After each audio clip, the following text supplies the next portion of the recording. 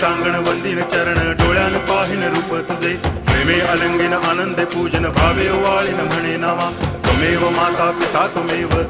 बंधुश्च सखा त्वमेव विद्या करुणं त्वमेव सर्वं मम देव कायेन वाचा मनसेन्द्रियैर्वा बुद्ध्यात्मना वा प्रकृति स्वभावात् करोमि यद्यत् सकलं परस्मै नारायणायति समर्पयामि अच्युतं केशवं रामनारायणं कृष्णदामोदरं वासुदेवं हरि गिरिधरं माधवं गोपिकावल्लभं जानकीनायकं रामचन्द्रं भजे हरे राम राम